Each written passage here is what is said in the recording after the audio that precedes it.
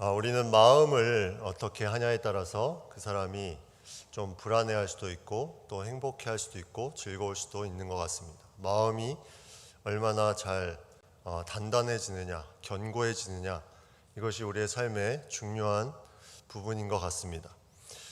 마음이 어려우면 다른 부분을 잘 하기가 쉽지가 않죠. 마음이 아플 때, 마음에 상처가 있을 때 무슨 일을 하기가 쉽지가 않습니다.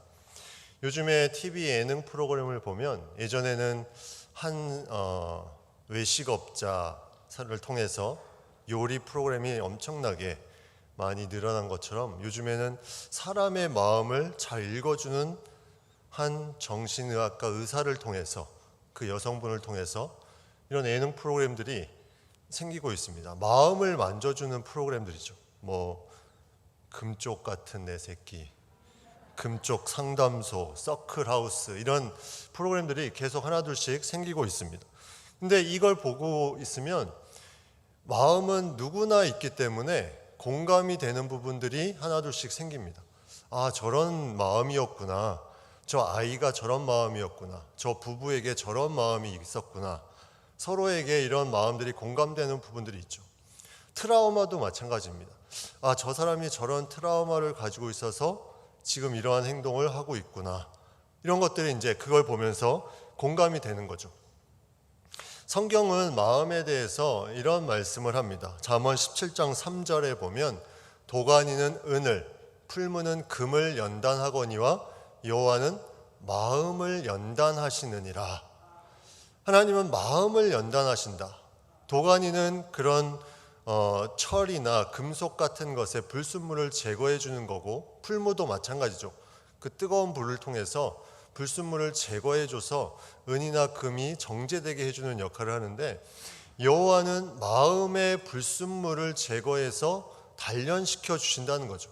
마음을 단련시켜 주신다. 이거는 무슨 말일까? 그럼 우리의 마음은 어떤 부분이 있을까? 프로이드와 융과 함께 심리학자의 3대 거장이라고 알려진 아들러라는 사람이 있습니다. 이 아들러는 인간의 행동이 원인에 있지 않고 인간의 행동은 지향하는 목적에 따라서 달라진다는 말을 합니다. 그러니까 자기가 무슨 목적을 가지고 나아가냐에 따라서 그의 행동이 틀려진다는 거죠. 그는 이 트라우마에 대한 부분도, 존재에 대한 부분을 인정하지 않습니다. 왜냐하면 그의 지금 현재가 과거의 경험에 의해서 현재에 무슨 영향을 받는 것이 아니라는 거죠. 다시 이거를 그가 해석을 했는데 어떻게 말했냐면, 그가 무언가 목적을 가지고 무엇을 할 때 과거의 그 경험이 아니라 과거의 그 경험에 의미를 부여했던 그것을 가져와서 현재에 적용하기 때문에 그게 어려워지는 것이다. 예를 들어서 우리가 분노를 낼 때 그 과거의 그 사건을 생각해서 그 경험 때문에 분노를 내는 것이 아니라는 거죠.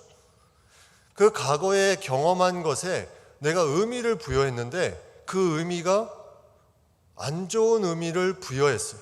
근데 그 분노의 상황에 그 경험이 안 좋은 의미를 부여했기 때문에 그 의미를 가지고 와서 그가 그 분노에 적용시킨다는 거예요.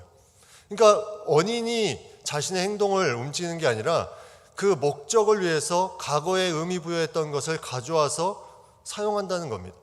이 말은 다시 말하면 우리가 과거의 경험에 의미 부여를 잘 하게 되면 우리가 그 상황에 트라우마가 트라우마로 작용하지 않을 수도 있다는 말을 이 아들러의 이론에 의하면 그렇게 생각을 해볼 수가 있다는 거죠.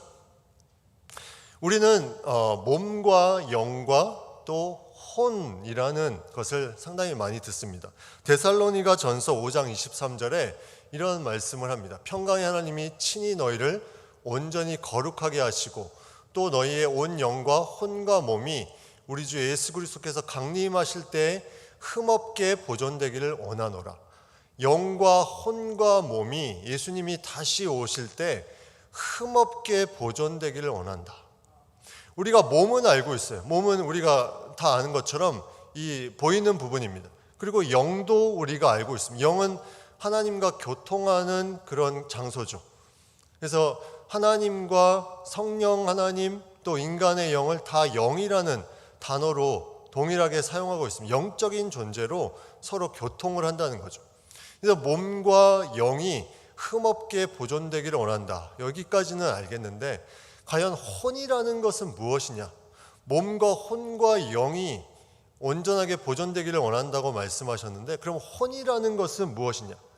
그러면 마음은 또 어디에 있는 것이냐?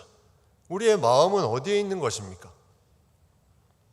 우리가 여기서 한번 생각해 볼 필요가 있습니다. 먼저 혼에 대해서 좀 보기를 원하는데 혼은 우리가 일반적으로 정신작용을 하는 그런 장치, 그런 공간을 우리가 혼이라고 생각해 볼 수 있습니다.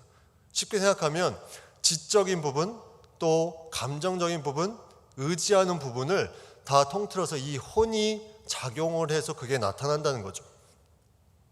그래서 성경에는 이 혼에 대한 부분을 여러 가지로 이제 서술을 하고 있는데 뭐 영혼이라고도 표현된 것도 있고 생명이라고 표현된 것도 있고 마음이라고 표현된 것도 있습니다. 그러니까 이 혼에 대한 부분은 아주 중요한 어떤 부분이라는 거죠. 마음도 되고 생명도 되고 영혼도 되는 그런 어떤 중요한 장소를 차지하고 있다. 그래서 야고보서 말씀에는 영혼 없는 몸이 죽은 것 같이, 영혼 없는 몸이 죽은 것 같이 이렇게 표현하고 있습니다. 영혼과 몸은 뗄래야 뗄 수 없는 같이 나아간다는 거죠. 근데 우리가 또 세상을 떠날 때는 이 영혼이 또 분리가 됩니다. 이건 예수님의 말씀, 예수님께서 십자가에 달려서 돌아가셨을 때 그 말씀을 보면 알 수 있어요. 예수님이 돌아가실 때 다시 크게 소리 지르시고 영원히 떠나시니라 이렇게 말씀하고 있습니다. 그러면 우리가 살아있을 동안에 이 계속 같이 붙어있는 이 혼에 대한 부분은 과연 마음과 어떤 관계가 있고 또 영에게는 어떤 영향을 주는지 우리가 이 부분이 상당히 우리에게 중요하다는 거죠. 마음이 힘듭니다. 혼이 힘듭니다. 그러면 영이 힘들다고 말할 수 있습니까? 마음이 힘들어도 영이 작동하지 않을 수도 있고 작동할 수도 있습니다. 쉽게 생각하면 내가 누군가를 미워하는 마음이 있습니다. 미워하는 마음이 있으면 그 사람과 가까이 하기 싫죠. 그래서 몸이 작동을 합니다. 저 사람에 대한 내 마음에 미워하는 마음이 있으면 몸이 작동을 합니다. 근데 영은 그렇게 작동하지 않을 수도 있어요. 영은 내가 저 사람을 미워한다고 해서 영이 하나님께 나아가지 못하는 부분이 아니라 오히려 그 사람을 미워하기 때문에 더 용서하는 마음을 달라고 영이 더 나아갈 수 있다는 거죠. 그래서 우리의 혼에는 두 가지 기능이 있다고 생각할 수 있습니다. 하나는 몸을 움직이는 기능이 있습니다. 몸을 움직이는 기능. 또 하나는 영을 움직이는 기능이 있다는 거죠. 우리의 혼에. 그럼 이것이 어떻게 잘 작용할 수 있도록 하는 것인가? 이것이 너무나 우리에게 중요하다는 겁니다. 혼의 가장 그럼 중요한 역할은 무엇일까?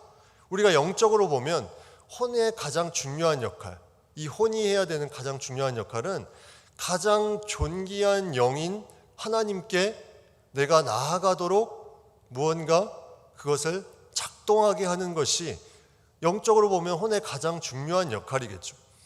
다시 말하면 내가 혼이 마음이 열리고 반응을 할 수 있어서 그 존귀한 영인 하나님께 나아갈 수 있다면 그 혼은 제대로 작동을 한다고 우리가 말할 수 있습니다.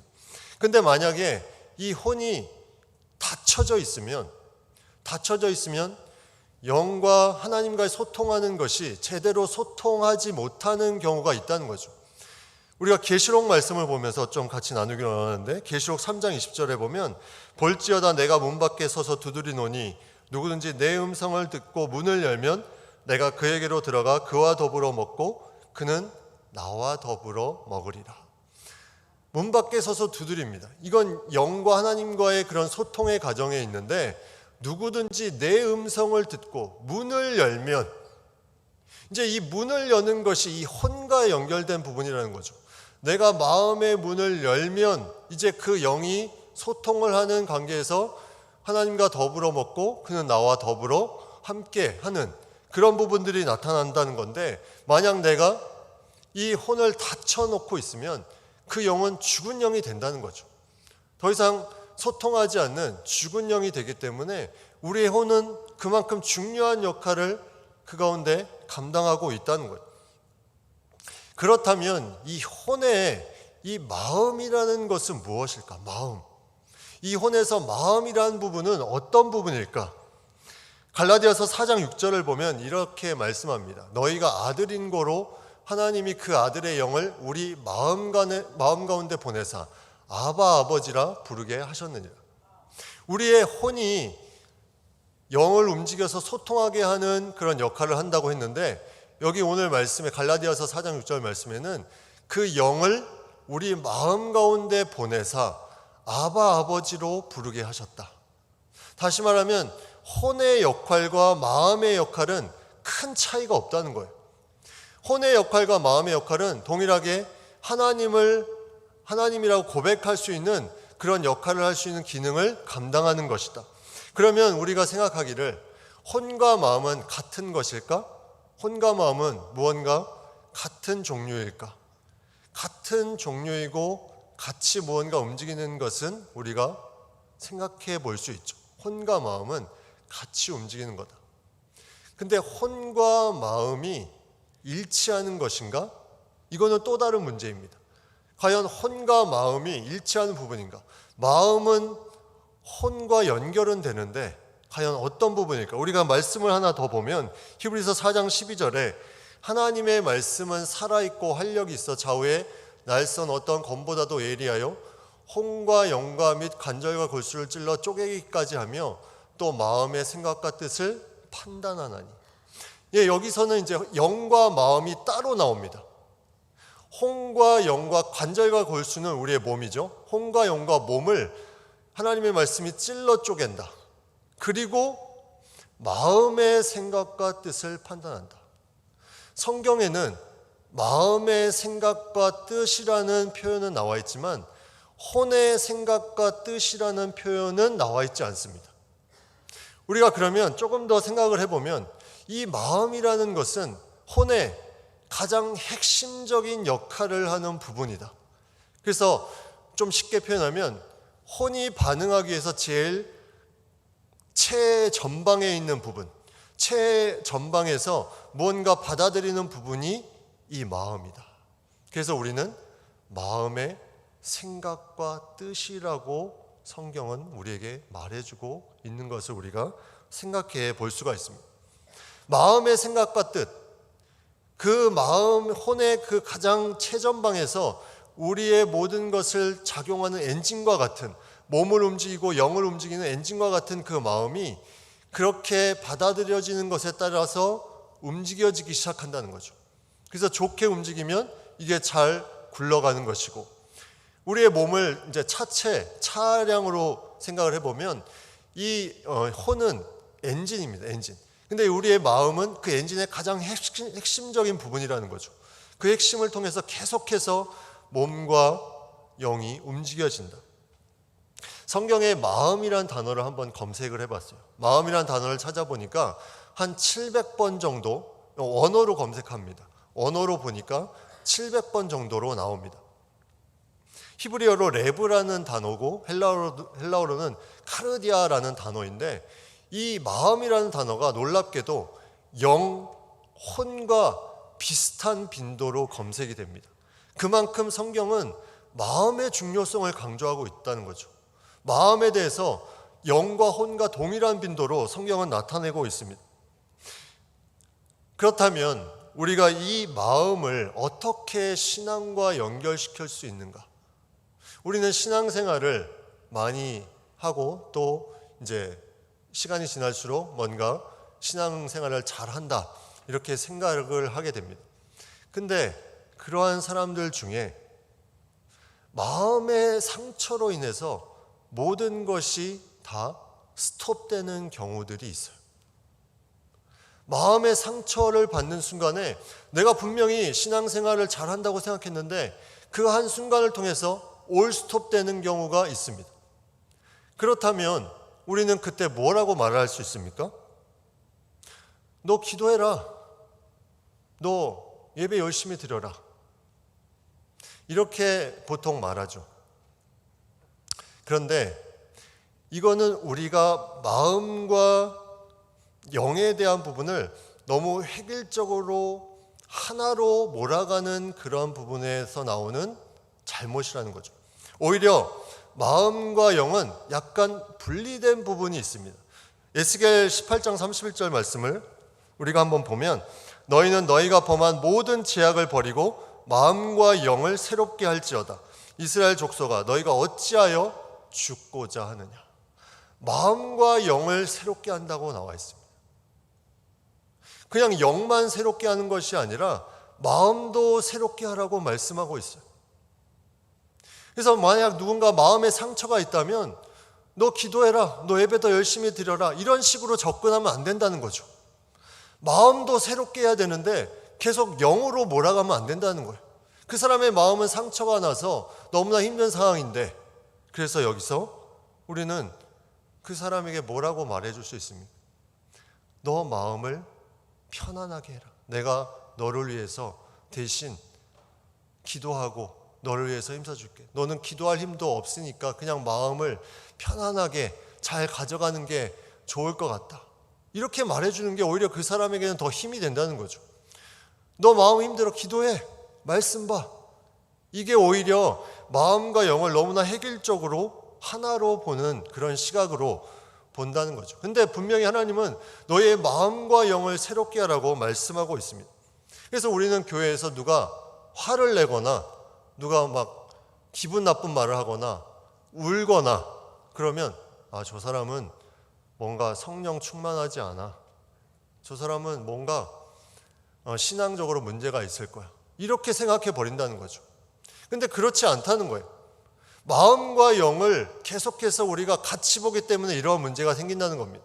마음이 아파도 성령 충만함이 있을 수 있고, 성령 충만하지 않아도 마음은 막 즐거울 수가 있습니다. 근데 이 부분을 어떻게 하면 우리가 잘 가져갈 수 있느냐? 우리가 예수님도 마음이 아프신 적이 있었죠. 요한복음 11장에 보면 나사로가 죽었을 때 그 누이들이 마리아가 너무나 슬퍼해서 그걸 비통히 여기셨다. 그리고 슬퍼하셨다. 눈물을 흘리셨다. 이런 표현이 있습니다. 그리고 복음서에 보면 독사의 자식들아. 그리고 성전에서 장사하는 사람들의 그 장사하는 걸 다 엎으셨습니다. 노를 바라셨습니다. 화를 내셨습니다. 그러면 예수님의 마음이 왜 저래? 예수님이 성령 충만하지 않나? 이렇게 얘기할 수 있습니까?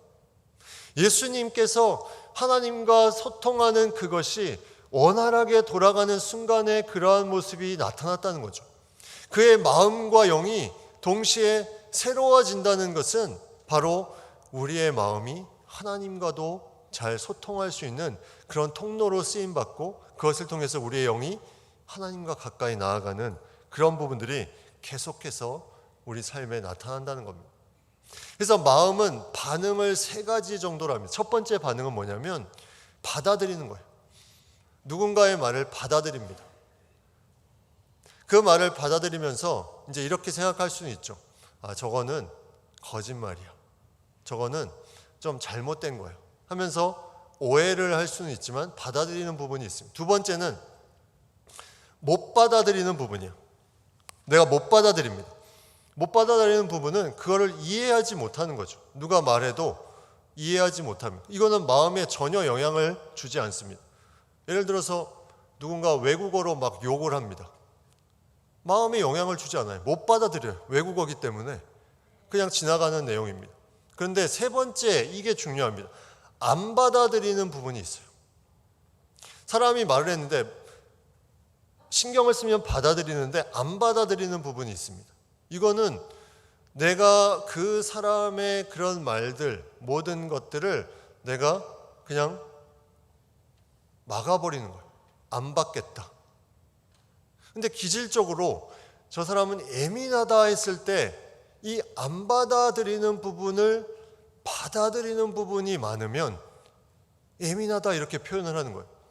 안 받아들여야 되는데 그걸 계속 본인이 받아들여서 본인이 그것을 가지고 마음에 어려움을 갖는 부분이 바로 이건 예민한 부분이죠. 그래서 이게 더 많이 가면 이제 우울해지는 거예요. 그래서 이거는 우리가 어떠한 부분으로 이것을 해결할 수 있느냐, 우리가 마음에 대한 관리가 그래서 필요하다는 거죠. 오늘 읽은 잠언 말씀에 보면 마음이란 단어가 15장에만, 오늘 읽은 본문 15장에 13절부터 읽었지만 15장에만 9번이 나옵니다. 잠언은 지혜를 강조한 말씀이기도 하지만 이 마음을 강조한 말씀이기도 해요. 13절에 보면 마음의 즐거움은 얼굴을 빛나게 하여도 마음의 근심은 심령을 상하게 하느니라. 마음의 즐거움은 얼굴을 빛나게 한다. 그래서 마음의 즐거움이 겉으로 나타난다는 거죠. 근데 마음의 근심은 심령을 상하게 한다. 영을 상하게 한다. 영이 소통하지 못하게 만들어버린다는 거죠. 또 14절에는 이렇게 말씀합니다. 명철한 자의 마음은 지식을 요구하고 미련한 자의 입은 미련한 것을 즐기느니라. 여기서 지식은 무엇입니까? 지식은 잠언에 보면 여호와를 경외하는 것이 지식의 근본이다. 이 안다는 것, 여호와를 아는 것에 그 아는 것과 이 지식이 같은 단어를 쓰고 있어요. 그래서 명철한 자는 이 여호와를 아는 지식을 계속 요구한다는 거죠. 그런데 미련한 자의 입은 미련한 것을 즐긴다. 14절에 보면 이렇게 표현해야 맞지 않겠습니까? 명철한 자의 마음은 지식을 요구하고 미련한 자의 마음은 미련한 것을 즐기느니라. 그런데 여기서는 미련한 자의 마음이 아니라 미련한 자의 입은 이렇게 표현하고 있습니다. 이게 무슨 차이일까요? 명철한 자는 그 마음의 중요성을 안다는 거죠. 그래서 마음부터 관리를 잘해서 그 마음이 여호와를 아는 지식으로 채워져서 관리가 잘 될 수 있도록 하는 반면에 미련한 자는 마음 관리를 하지 않습니다. 그래서 그냥 겉으로 계속 보내는 거예요. 그래서 미련한 자의 마음이라고 하지 않고 미련한 자의 입이라고 표현합니다. 계속 그냥 겉으로 나타나는 것으로 그냥 그렇게 살아가는 거예요. 마음 관리를 하지 않는다는 거죠. 오늘 읽은 말씀에 하면 계속 이러한 말씀들이 나옵니다. 그 잠언 뒤에 보면 이런 비슷한 말씀이 또 나와요. 15장 28절에 의인의 마음은 대답할 말을 깊이 생각하여도 악인의 입은 악을 쏟느니라. 똑같은 맥락이죠. 의인의 마음, 이 마음은 의인이 중요시하는 건데 악인은 입을 먼저 얘기합니다. 마음의 관리가 아니라 입에서 나오는 악에 대한 부분이 계속해서 나온다는 거죠. 그러면 마음이 우리가 어떻게 하면 즐거워질 수 있을까? 마음을 어떻게 관리할 수 있을까? 오늘 이 말씀을 조금 더 보면 15절 말씀에 보면 마음이 즐거운 자는 항상 잔치한다 이렇게 나와 있습니다. 항상 잔치한다. 여기서 잔치는 그냥 내가 뭐 이렇게 사람들을 초대해서 하는 잔치가 아니라 항상 잔치하는 것처럼 즐겁다는 거죠. 마음의 즐거움이 항상 잔치하는 것과 같이 즐겁다? 그러면 마음의 즐거움은 행복이다라고 우리가 생각해 볼 수 있습니다. 다른 것에서 행복을 찾는 것이 아니라 마음이 즐거움을 통해서 우리는 행복하다. 이렇게 말할 수 있다는 거죠. 16절에도 그런 비슷한 말씀이 나옵니다. 가산이 적어도 여호와를 경외하는 것이 크게 부하고 번뇌하는 것보다 나으니라. 내가 아무리 많은 것을 가지고 번뇌하는 것보다 내가 가진 것이 적지만 여호와를 경외하는 것이 비교할 수 없을 정도로 더 낫다. 우리는 마음에 대한 부분을 항상 우리가 생각을 해야 된다는 거죠. 마음. 근데 우리가 마음을 생각할 때 우리가 보통 환경이나 사람에 대한 부분을 좀 먼저 생각해 볼 수 있습니다. 내가 마음이 힘듭니다. 이 환경 때문에, 이 사람 때문에. 그러면 나는 생각할 수 있어요. 저 사람만 사라지면, 이 환경만 없어지면 나는 마음이 즐거울 수 있다. 정말 그럴까요? 근데 우리의 인생에 하나님은 놀랍게도 항상 우리의 마음에 불편한 사람을 끊임없이 허락하세요. 이걸 허락이라고 표현할지 모르겠지만 저 사람이 사라지면 또 다른 사람이 와서 마음에 불편함을 줍니다. 환경도 마찬가지예요. 내가 환경이 다 해결된 것 같지만 또 다른 환경이 나를 불편하게 하는 부분들이 있어요. 그런 부분들이 계속적으로 이어진다면 우리가 뭘 해야 될까? 근원을 바꿔야 되는 근원.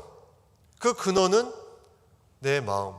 그 아들러가 그렇게 이론을 했던 인간의 행동이 어떤 과거의 원인이 아니라 목적을 향해서 나아간다고 했다면 우리는 과거의 그런 부분들에 우리가 새기는 의미 부여를 다시 할 필요가 있다는 거예요.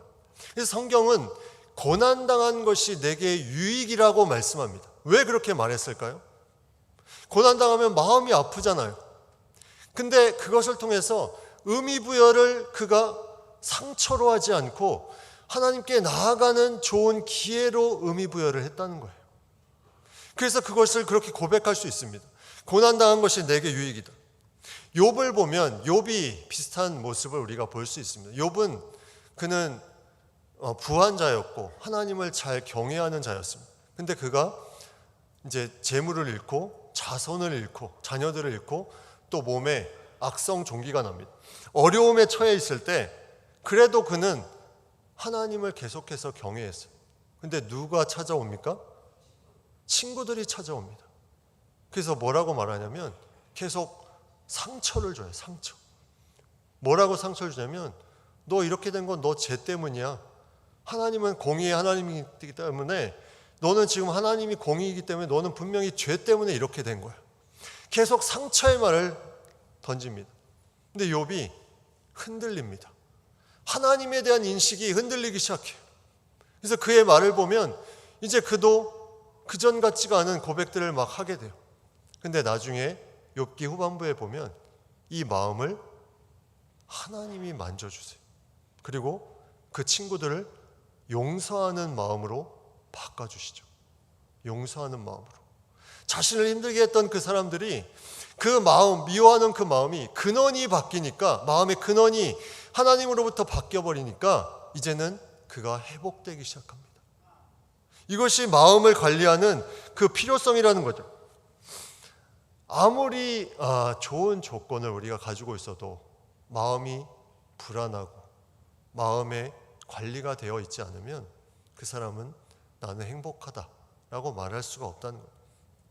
그러면 어떻게 우리가 마음을 관리할 수 있을까? 한 4가지 정도로 좀 우리가 같이 나누기 원하는데, 첫 번째 관리 방법은 그 마음에 어려움이 있을 때 이것은 광야의 연단이라고 생각하고 하나님을 신뢰하는 겁니다. 이스라엘 백성들이 광야의 연단 가운데 하나님께서 이렇게 말씀하셨습니다. 신명기 8장 2절에 보면 내 하나님 여호와께서 이 40년 동안에 너로 광야의 길을 걷게 하신 것을 기억하라. 이는 너를 낮추시며 너를 시험하사 내 마음이 어떠한지 그 명령을 지키는지 아니 지키는지 알려 하십니다. 광야의 연단을 통해서 계속 시험하시면 너의 마음이 어떠한지 계속 단련시키셨다는 거죠. 그래서 우리는 이 마음이 어려울 때 이것을 잘 관리하기 위해서는 과연 하나님께서 이 광야의 연단 가운데 어떠한 것을 주고자 하시는지 말씀 가운데 하나님을 신뢰하며 나아가는 것이 가장 우리의 마음을 관리할 수 있는 핵심적인 일이라는 거죠. 그렇게 되면 이제는 그것이 하나님께서 내 마음을 새롭게 해주는 그런 마음이 견고해지는 힘이 이제 그 안에 생기게 된다는 거죠. 그래서 안 받아들일 것을 안 받아들입니다. 다 받아서 상처받고 힘들어하는 것이 아니라 하나님의 그 안에서 내가 확신을 가지고 광야의 생활을 보낸 사람은 이제는 안 받아들여야 될 것은 받아들이지 않고 그냥 튕겨내버리는 마음의 근육을 갖게 된다는 거죠. 두 번째 관리하는 방법은 함께 할 대상을 찾는 것입니다. 마음을 나누는 대상을 찾는 것이 너무나 중요합니다. 내가 힘들고 어렵고 마음에 상처가 있는데 이 함께 할 대상마저 없다면 너무나 힘든 거예요. 그래서 좋은 공동체는 어떤 공동체입니까? 끼리끼리 즐거워하는 공동체가 좋은 공동체가 아니에요. 좋은 공동체는 누가 와도 그 사람의 함께할 마음을 전해주고 같이 나눌 수 있는 공동체가 좋은 공동체입니다. 그래서 우리는 멘토가 있어야 돼. 멘토. 내가 정말 얘기할 수 있는 멘토. 그리고 내가 누군가의 멘티가 돼야 됩니다.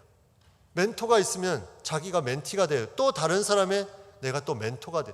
함께 할 사람이 있는 것이 우리가 마음 관리하는 데 너무나 중요합니다. 세 번째는 나누어 주는 것. 나누어 주는 것이 중요합니다. 내가 누군가를 위해서 나누어 주. 필요한 것을 나누어 줍니다. 시간을 나누어 주고 물질을 나누어 주고 마음을 나누어 줍니다. 요한일서 3장 17절 말씀해 보면 누가 이 세상 재물을 가지고 형제의 궁핍함을 보고도 도와줄 마음을 막으면 하나님의 사랑이 어찌 그 속에 거하겠느냐. 사람을 봤을 때 그 사람을 도와줄 마음이 있는데 이것을 막아버리면 하나님의 사랑이 그 안에 거할 수 없다는 거죠. 이 마음을 계속 흘려보내야 됩니다. 고이지 않게. 이거를 흘려보내지 않으면, 막아버리면 자신이 자신 안에 닫혀버린다는 거죠. 이것을 계속 흘려보내고 나아가야 되는데 그것을 흘려보내지 않으면 결국 닫혀서 고인물이 됩니다. 썩어버리게 됩니다. 나누는 것이 중요합니다. 네 번째, 마음을 관리하는 방법은 자존감을 끌어올리는 겁니다. 자신을 사랑하는 것, 자신을 사랑하는 것. 자존감을 끌어올리는 것. 최근에 집에서 이런 책이 있어서 한번 잠깐 본 적이 있는데 책 제목은 너에게 끌려다니지 않을 자유입니다. 너에게 끌려다니지 않을 자유. 서양의 문화와 동양의 문화가 좀 틀리죠. 서양의 문화는 되게 개성을 강조합니다. 그래서 스스로 뭔가 개별적으로 그런 부분들을 강조하지만 동양의 문화는, 특히 우리나라는 어떤 조직 안의 조화와 화합을 강조합니다. 그래서 그 안에 스트레스가 더 많은 거예요. 그래서 이 자존감을 정의할 때도 어떤 내 안의 내적인 성숙을 동양에서 정의한다면 서양에서는 이 자존감을 그냥 타인을 의식하지 않는 자유로움이 자존감으로 정의가 됩니다. 그렇다면 정말 너에게 끌려다니지 않을 자유, 이 자존감을 끌어올리기 위해서는 우리가 무엇을 해야 되는 것인가? 우리는 많은 것을 하죠.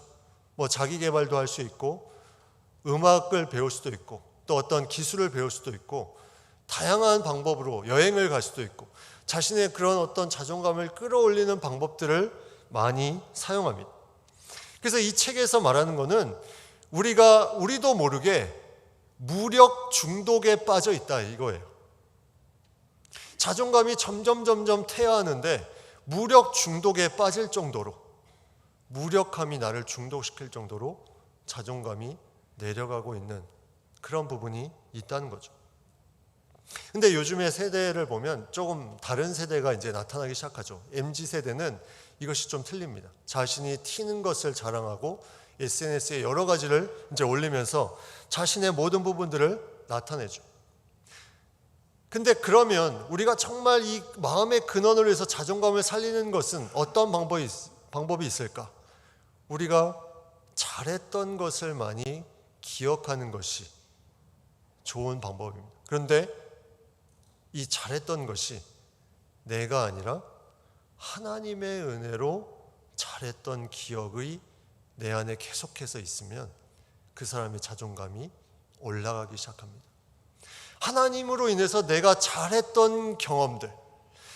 그래서 이거는 근원적인 부분이에요. 하나님의 사랑이 내 마음속에 계속해서 일어나서 그 마음을 움직여서 새롭게 함으로 말미암아 근원 가운데 하나님을 통해서 내가 여기까지 오게 되고 내가 무언가 잘할 수 있었다. 이 고백을 하는 것이 내 자존감에 상승할 수 있는 근원이 된다는 거죠. 베드로전서 2장 9절에 너희는 택하신 족속이요 왕같은 제사장들이요 거룩한 나라요 그의 소유가 된 백성이다. 이 말씀만 들어도 우리는 자존감이 올라가야 된다는 거예요. 왕같은 제사장, 택한 백성, 거룩한 나라, 그의 소유된 백성.